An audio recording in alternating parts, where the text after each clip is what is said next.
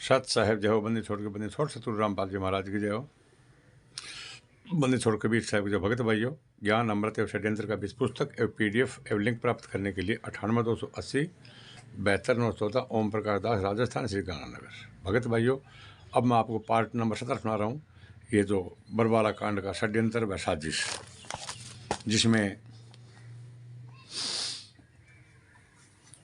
एक नेपाल की भगतमती थी भगत भाइयों, और उधर संत रामपाल जी महाराज की माता का पाठ के लिए इन लोगों ने अर्जी लगाई थी। तो जो एक नेपाल की भगतमती थी वो उसने फांसी लगा ली थी भगत भाइयों। उसने आत्महत्या की या परमात्मा जाने, वो तो उसको क्या हुआ क्या नहीं, मैं आपको थोड़ा डिटेल बता रहा हूँ। राजनीतिक षड्यंत्र व गुरु जी के जमानत में रोड़ा भगत भाइयों, क्योंकि वो भगतमती बेचारी आई हुई थी नेपाल से, और उधर जमानत गुरु जी को मिलने वाली थी अपनी माँ के पाठ के लिए। तो महेंद्र एंड पार्टी ने अपनी राजनीतिक साजिश के चलते गुरुजी को अपनी माताजी के अंतिम संस्कार में शामिल होने वाली जमानत कैंसिल करवाने के बाद गुरुजी ने अंतिम दिन पाठ में शामिल होने की कोर्ट में पुनः अर्जी लगाई, जिसे कोर्ट ने स्वीकार करते हुए पुलिस दस्ते के साथ 23 नवंबर को अपनी माँ के पाठ में शामिल होने का आदेश सुनाया। भी पास कर दी भगत भाइयों एक दिन की, ठीक है।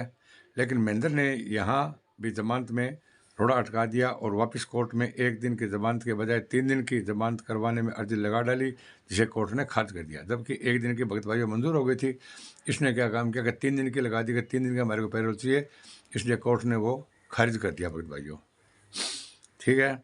साथ ही अपने राजनीतिक व प्रशासनिक षड्यंत्र के तहत नेपाल से गुरु जी के दर्शनों के लिए आई भगतमती बिंदिया, जो परिवार सहित हिसार में ठहरी हुई थी, उसे 18 नवंबर 2016 की रात्रि को फांसी हो जाती है। और फांसी लगने की जगह व पेड़ को देखते हुए साफ साफ समझा जा सकता है कि बिंदिया को फांसी लगाई गई थी भगत भाइयों, ताकि गुरुदेव को मिलने वाली जमानत में यह फांसी वाली न्यूज रोड़ा बन जाए। और वही हुआ जो 22 नवंबर 2016 को जब कोर्ट ने हरियाणा के DGP और सोनीपत के SP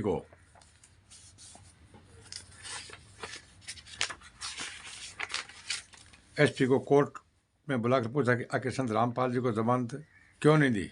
भगत भाइयों, इस DGP ने और SP ने कहा कि संत रामपाल जी महाराज को जमानत क्यों नहीं दी पाठ के लिए। कोर्ट में बुलाकर पूछा कि आखिर संत रामपाल जी महाराज को जमानत क्यों नहीं दी जाए, इसका कारण बताओ।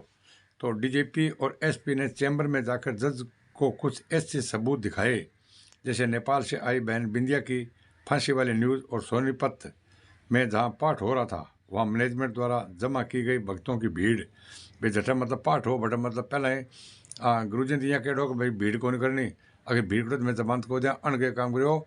एक पीलो आदेश महेंद्र निकाल के एक कोऑर्डिनेटर सिस्टम से पूरे हिंदुस्तान को पूरे विश्व में फैला दी दो कि गुरु जी 12 लाग रहे और आगे दर्शन कर लियो, जबकि प्रशासन कोर्ट के हो पर भीड़ को नहीं करनी भगत भाइयों। अण के काम भीड़ टिका के लाखों अंदर करवा दी। मैनेजमेंट द्वारा जमा की गई भक्तों की भीड़, जिसे देखकर कोर्ट ने गुरु जी की जमानत कैंसिल कर दी भगत भाइयों, ठीक है ना। अच्छा, कोर्ट की न्यूज़ और फांसी वाली फोटो भगत समाज स्वयं निर्णय करे कि महेंद्र एंड पार्टी की राजनीति से प्रशासनिक पहुंच के चलते गुरु जी को जबरन और अधिक फंसाया गया भगत भाइयों।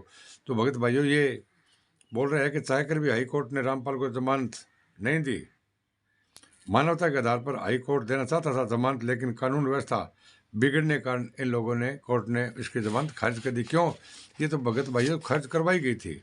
इसको लाइक और कमेंट और सब्सक्राइब करें भगत भाइयों, क्योंकि इसको तो ये करवाई गई थी।